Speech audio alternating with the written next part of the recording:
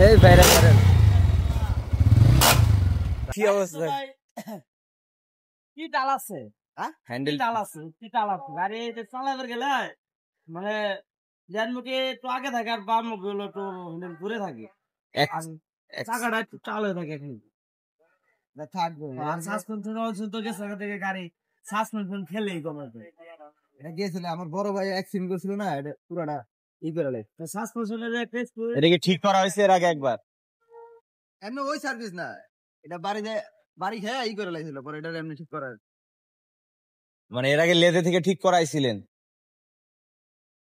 আর কি কি প্রবলেম পাইলেন ভাই আর প্রবলেম হলো পিছে ব্রেক মানে বললো পরে সামনে ব্রেক আগে পিছে ব্রেক ধরেই না পিছনে ব্রেকের মানে সিভিল ব্রেক তো না হয়তো আরো হাত পড়লে পরে এটা সমাধান পাবে চেন স্পকেট কি সামনের স্পকেট গেছে মনে হয় না এটা যে অবস্থা যেহেতু শুনে চালাইছে যেভাবে সাউন্ড দিল চেন স্পকেট সেট সহ পাল্টানো বেটার মনে করি আর চেন 80% চেন হলো ঘোরার কারণে হলো রিফেক্ট করে ফ্রন্ট স্পকেট সময় মতন পাল্টাইলে চেনটা মনে হয় বাইসে যাইতো আর এমনি আর কোনো বড় কোনো প্রবলেম পাইলেন বড় প্রবলেম ওদের কাছে টানি দিলাম না চেনের দিকে টান ওঠে না আচ্ছা যাই হোক ভাই আসছেন কোথা থেকে কেরানীগঞ্জ থেকে কত দূর এই জায়গা থেকে 100 কিলো নাকি বেশি 100 কিলো বাইকটা আসছে কেরানীগঞ্জ থেকে বাইকটা অ্যাক্সিডেন্ট করছিল মেবি বিভিন্ন জায়গায়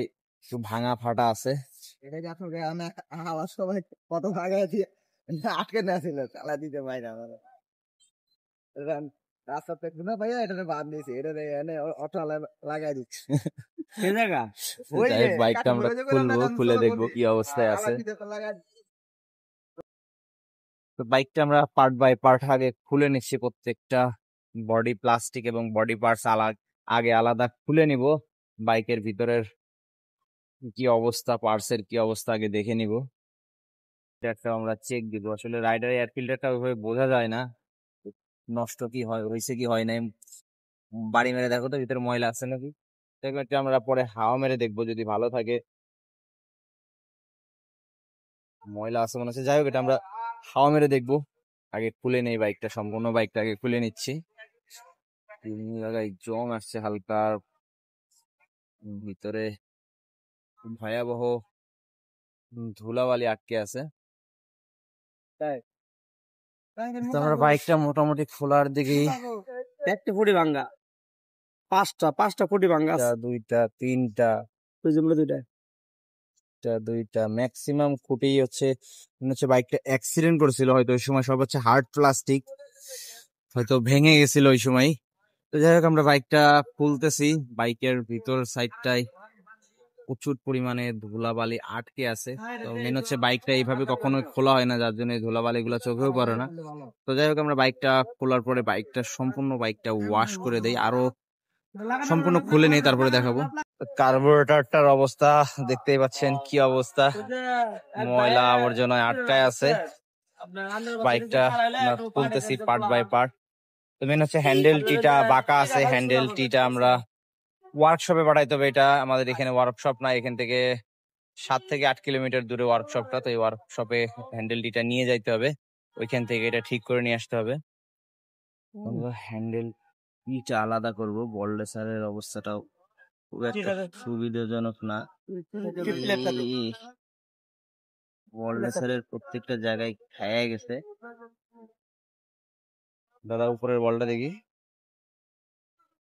উপর নিচে একই অবস্থা এই দেন এই যে 4 বাজে এই যে এই প্লেটটা কোনো সময় 4 বাজবো না এই যে 4 বাজে এই জায়গা 4 বাজে এন্ড ইজিলি যাবে তাই তো ইজিলি মুভ এই যে 4 বাজে ইজিলি মুভ যাই হোক বাইকটা আমাদের মোটামুটি সম্পূর্ণ খোলা শেষ এখন জাস্ট আমরা এটা ওয়াশ করব সাথে থাকবেন কিভাবে কাজ করবে এই বাইকের কেমন টাকা খরচ পড়ে এ টু জেড ডিটেলস আপনাদের জানাই দিব বাইকটা সম্পূর্ণটাই আমরা খুলে নিচ্ছি এখন জাস্ট আমরা ওয়াশ করব এর প্রত্যেকটা পার্টস কিন্তু আমরা আলাদা করে নিচ্ছি প্রত্যেকটা পার্টস এখানে ওয়াশ করব ফার্স্টে আমরা ফুয়েল ট্যাঙ্কিটা পরিষ্কার করে নিচ্ছি বাইরের সাইডটা আগে ভালো করে ব্রাশ দিয়ে পরিষ্কার করে নিচ্ছি এরপর আমরা ফুয়েল ট্যাঙ্কির ফুয়েলটা ডাউন দিয়ে দেখব ভিতরে কোনো ময়লা আছে নাকি তো মনে হচ্ছে না খুব একটা ময়লা আছে, ঝকঝকা চকচকা পরিষ্কারই আছে।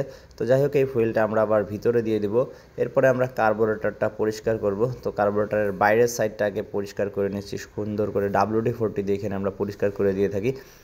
তো পরিষ্কার করতে করতে আরও দুই একটা কথা মেন হচ্ছে, এই বাইকটা সার্ভিস শেষে একটা মহাকাণ্ড ঘটছে। সার্ভিস শেষে আমরা রাইড দেওয়ার পরে বাইকার ভাই রাইড দিয়ে আসছে। তো যাই হোক রাইড দেওয়ার পরে উনি চলে গেল, বাইকের যে সার্ভিস চার্জটা এটা দিল না। তো যাই হোক হয়তো ভুলে গেছে কিংবা ইচ্ছাকৃতভাবে জানি না, পরে ফোন করা হয়েছিল ফোনটা ধরে নাই। যাই হোক যদি ভুলভাবে উনি মনের ভুলে এই কাজটা করে থাকে সমস্যা নাই, ক্ষমা করে দিলাম। আর যদি ইচ্ছাকৃতভাবে করে থাকে তাহলে উপর আল্লাহর কাছে এটা ওনার বিচার থাকলো, ইনশাল্লাহ এর বিচার উপর আল্লাহ করে দিবে। তো যাই হোক কার্বোরেটরটা বাইরের সাইড ভিতর সাইড বোথ সাইড আমরা সুন্দর করে ক্লিন করে দিচ্ছি। আমরা এই মাসা ক্লিনিং সার্ভিসের ভিতরে কার্বোরেটরটা পরিষ্কার করে দিয়ে থাকি। আর এই বাইকটাও আমরা দিচ্ছি 1 মিলিয়ন চ্যালেঞ্জে। যদি এই বাইকটা 15 দিনের ভিতরে 1 মিলিয়ন ভিউ পাই তাহলে বাইকার ভাইকে আমরা একটা মোতুলের 7-1 সিরিজের একটা ইঞ্জিন অয়েল দিব, ফুল সিনথেটিক ইঞ্জিন অয়েল দিব। তো যদি ভাইয়ের ভিডিওটা ভিউ হয় তাহলে হয়তো ভাইয়ের সাথে দেখা হইতেও পারে। যাই হোক ভাই যদি ভিডিওটা দেখে থাকেন অবশ্যই যদি আপনার মনের ভুলে কাজটা করে থাকেন তাহলে আমাদের সাথে যোগাযোগ করেন। যেহেতু টেকনিশিয়ানরা কাজ করে সারাদিন কষ্ট করে কাজ করে, তাদের সার্ভিস চার্জটা আসলে যদি ইচ্ছাকৃতভাবে না দিয়ে যান এটা খুবই বেদনাদায়ক। তো যাই হোক আপনাকে ফোন করা হয়েছে, এখন জানি না কোনো বিপদ আপদ হয়েছে নাকি আপনার, যদি বিপদ আপদ হয়ে থাকে আল্লাহ মাফ করুক। তো যাই হোক বাইকটা আমরা এখন 3টা স্তরের ওয়াশ দিব। ফার্স্ট স্তরের ওয়াশে আমরা পানি মেরে এরপরে আমরা ভালো করে লিকুইড দিয়ে দিই, ঘন করে একটা লিকুইড দিয়ে দিই। লিকুইড দেওয়ার পরে কিছুক্ষণ রেখে দিব। এরপরে আমরা বাইকটা ভালো করে ডলা দিব। বাইকের যেখানে যত ময়লা আছে ইনশাল্লাহ চেষ্টা করব বাইকের কোথাও যেন ময়লা না থাকে। তো যারা আমাদের কাছে বাইক সার্ভিস করাতে চান অবশ্যই স্ক্রিনে দেওয়া নাম্বারে যোগাযোগ করে আসবেন। যোগাযোগ করে আসলে সব থেকে ভালো হয়, এসে বসে থাকতে হবে না, একদিন আগে যোগাযোগ করে আসবেন অথবা যেদিন সার্ভিস করাতে আসবেন ওই দিন ফোন দিতে পারেন। যদি স্লট ফাঁকা থাকে সেই ক্ষেত্রে আমরা আসতে বলবো। তো বাইকটা মোটামুটি ওয়াশ করা শেষ, এখন আমরা বাইকে পানি মারবো, ভালো করে পানি মেরে ময়লা এবং লিকুইডটা বের করে দিব। তো একটা বাইক ওয়াশ করতেও কিন্তু দীর্ঘ টাইম সময় লাগে, যার জন্য যারা সার্ভিস করাতে আসবেন অবশ্যই হাতে সময় নিয়ে আসবেন, 7 থেকে 8 ঘন্টা সময় নিয়ে আসবেন। তো বাইকটা এখন আমরা হাওয়া দিয়ে পানি বের করে দিব, যেহেতু হাই ফোর্সে বাইকটা ওয়াশ করা হয়েছে। এরপরে আমরা একটা লিকুইড দিয়ে দেবো যেন জং না আসে। নাট বল্টু ভালো করে কেরোসিন দিয়ে চুবাই রাখছিলাম, ডলা দিয়ে ময়লাটা বের করে দিব। এরপরে শুকনা জুট দিয়ে মুছে নিব। এরপরে আমরা ক্যালিপার পরিষ্কার করে দিব। WD-40 দিয়ে এখানে আমরা ক্যালিপারটা পরিষ্কার করে দিয়ে থাকি। ক্যালিপারে একটু WD-40 প্রেস করব এবং এরপরে ব্রাশ দিয়ে কিছুক্ষণ ঘষে নিব। ঘষে যে ময়লাটা আছে ময়লাটা বের করে দিব এবং ক্যালিপারের প্রত্যেকটা অংশ একইভাবে কিন্তু ক্লিন করে দিয়ে থাকি। এই মাস্টার ক্লিনিং সার্ভিসের ভিতরে আজকে যে সার্ভিসগুলো দেখাচ্ছি প্রত্যেকটা সার্ভিসই পাবেন, এর জন্য কোনো এক্সট্রা সার্ভিস চার্জ দিতে হবে না। তো ওয়াশ করা হয়ে গেলে ভালো করে শুকাই নিব। এরপরে গ্রিস করে এটা ইনস্টল করে দেব। তো ফর্ক অয়েল সিলটা কাটা ছিল, ফর্ক অয়েল সিলটা আমরা চেঞ্জ করে দিব। ভালো করে সম্পূর্ণ ফর্ক অয়েলটা আগে ডাউন দিয়ে নিব। এরপরে ভালো করে ওয়াশ করব, ভিতরে যে আগের ফর্ক অয়েল কিংবা ময়লা টয়লা থাকলে এটা সুন্দর করে আগে ক্লিন করে নিব। এরপরে আমরা অয়েল সিলটা ইনস্টল করার সময় অয়েল সিল যে পুলার আছে অয়েল সিল পুলার দিয়ে আমরা এটা ইনস্টল করে দিব, তাহলে পারফেক্ট সেটিং হয়, পারফেক্ট প্রেশারটা পড়ে। তো ফর্ক অয়েল দিয়ে দেবো, সঠিক মাপ করে ফর্ক অয়েলটা আমরা দিয়ে দিব। তো আমরা 150 ml ফর্ক অয়েলের ভিতরে দিয়ে দিচ্ছি। তো ফার্স্টে দেখাচ্ছিলাম চেন স্পকেটটা প্রবলেম ছিল, চেন স্পকেটটা চেঞ্জ করে দেওয়া হচ্ছে। এছাড়াও কিন্তু বিয়ারিংগুলোরও প্রবলেম ছিল, বিয়ারিংগুলোও চেঞ্জ করে দেওয়া হচ্ছে। তো প্রত্যেকটা সাইড সুন্দর করে খুঁটিনাটি করে দেখা হয়। বল্ডেসারটা প্রবলেম ছিল, বল্ডেসারটা আমরা চেঞ্জ করে দিচ্ছি। এই মাস্টার ক্লিনিং সার্ভিসের ভিতরে প্রত্যেকটা পার্টস কিন্তু আপনাদের দিতে হবে, কিনে দিতে হবে এবং জাস্ট সার্ভিস চার্জটা এই একটা প্যাকেজের ভিতরেই পাবেন। যারা সার্ভিস করাতে আসতে চান পার্টস সাথে করে নিয়ে আসতে পারেন, কোনো সমস্যা নাই।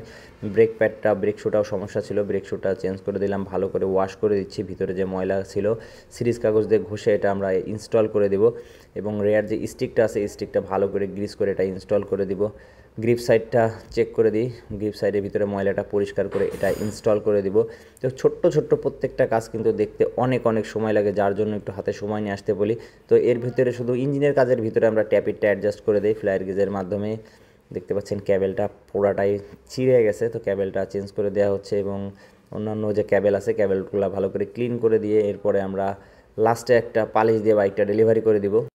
দাদা বলেন কি বুঝলেন চালায়? স্মুথ অনেক। আর গাড়ি যে সামনে সমস্যাটা ছিল এটা এটা তো ফর্কের কাজ, ওইটা আমরা লেদে সাসপেনশনটা খুব সুন্দর খেলে এবং কি হ্যান্ডেল অনেক সোজা থাকে। গাড়ির বল স্যার, টেরা থাকতো, গাড়ির বল খুলে দেখলাম যে অনেকটা জং আছে, এর কারণে বল আছে আমরা চেঞ্জ করে দিচ্ছি। আগে খোলা ইজি ছিল কিন্তু অনেক জমের কারণে কাপটা খেয়ে গেছে, যার কারণে আমরা বলে আর চেন কিটের যে ফার্স্টে যে শব্দটা ছিল ওইটা পকেটে প্রবলেম ছিল, তো চেঞ্জ পকেটটা চেঞ্জ করে দেওয়া হয়েছে। কারণ ওই পকেটটা যদি আরো আগে চেঞ্জ করা হইতো তা- সেক্ষেত্রে চেঞ্জ পকেটটা মানে বাঁচানো যেত শুধু পকেট লাগিয়ে, কিন্তু চেন পকেট এমন অবস্থা হয়েছে মানে উপর দিয়ে কয়েকবার রাউন্ড দেওয়ার কারণে চেনের খোসাগুলো নষ্ট হয়ে গেছে, যার কারণে সেটটা চেঞ্জ করানো হয়েছে। আচ্ছা, তার মধ্যে তুমি সব যা যা সমস্যা ছিল সব হ্যাঁ, সমাধান। চেঞ্জ করতেছি।